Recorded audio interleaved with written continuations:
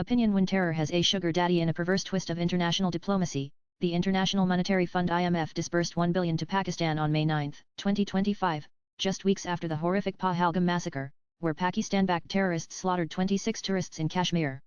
Reports indicate the United States leveraged this bailout to pressure Pakistan into a ceasefire with India, announced on May 10, effectively rewarding a state accused of sponsoring terror. This financial lifeline, unlikely to be repaid given Pakistan's $130 billion external debt, underscores a troubling pattern. Western support sustains Pakistan's destabilizing actions, undermining global counter-terrorism efforts and emboldening a regime that threatens regional and international security. Nanan on April 22, 2025, the serene Bazaran Valley, 3 miles from Pahalgam in Jammu and Kashmir, became a scene of unimaginable horror. 7 Pakistan-based terrorists, violating a ceasefire, attacked tourists with automatic weapons, killing at least 26 people, mostly Indians, and injuring over 3 dozen. The assailants targeted non-Muslims, forcing captives to recite Islamic prayers and checking men for circumcision to identify victims. Described as India's worst terrorist attack in over a decade, the massacre drew comparisons to Hamas' October 2023 attack on Israel due to its calculated brutality. India swiftly attributed the attack to Pakistan, citing its history of supporting groups like Lashkar-Taiba. The Indian government condemned the massacre and launched investigations, but the international response was lackluster. Some Western nations called for restraint from both sides, a stance critics argue equates India's defensive measures with Pakistan's aggression. This muted reaction set the stage for the controversial IMF decision that followed. Nanan on May 9, 2025, the IMF approved a $1 billion disbursement to Pakistan, part of a $7 billion bailout program initiated in September 2024. This decision came amid escalating tensions, with Pakistan launching drone and missile attacks on Indian targets following the Pahalgam massacre. India protested vehemently, with Foreign Secretary Vikram Misri arguing the funds could finance state-sponsored terrorism. Despite these concerns, the IMF proceeded, bringing total disbursements to $2.1 billion. Reports suggest the US played a pivotal role in linking the bailout to a ceasefire, announced on May 10, 2025 India-Pakistan ceasefire. Sources indicate US officials pressured Pakistan, making the $1 billion contingent on halting hostilities. Pakistan's Prime Minister Shehbaz Sharif celebrated the bailout, claiming it thwarted India's high-handed tactics. This sequenced terror attack, financial aid, ceasefire implies Pakistan was rewarded for its aggression, a move that incentivizes further violence. Pakistan's economic fragility, with $130 billion in external debt and $15 billion in foreign reserves covering just 3 months of imports, makes such bailouts critical. Yet, the lack of stringent conditions raises questions about accountability, especially given Pakistan's history of misusing aid. Nanan: the West's financial support for Pakistan is not new. From 1951 to 2011, the US provided $67 billion in aid, much of it military-focused. Post 911, $20 billion in defense trade, including F-16 jets, bolstered Pakistan's capabilities, yet reports indicate 70% of $3.4 billion in military aid from 2002-2007 was misspent. The 2011 discovery of Osama bin Laden in Abbottabad, near a Pakistani military academy, exposed Pakistan's duplicity. Despite this, aid continued, sustaining a state accused of harboring terrorists. This pattern persists. In 2024, Pakistan received significant Western support, even as it faced accusations of supporting groups like the Haqqani Network, which targets US forces in Afghanistan.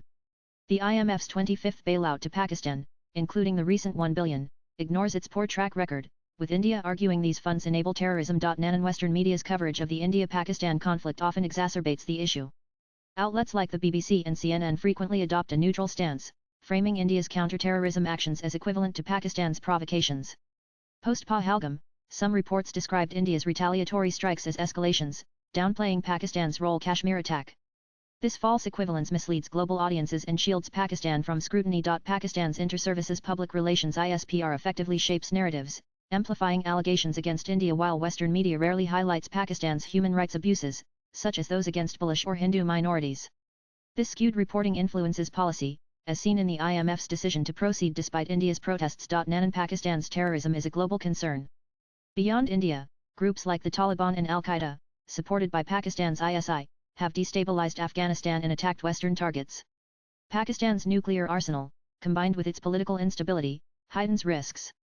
Even allies like China face attacks from Pakistan-based groups, yet Western aid continues, often without oversight. The Pahalgam massacre and subsequent bailout highlight a dangerous cycle: economic collapse, international sympathy, funding, and renewed aggression.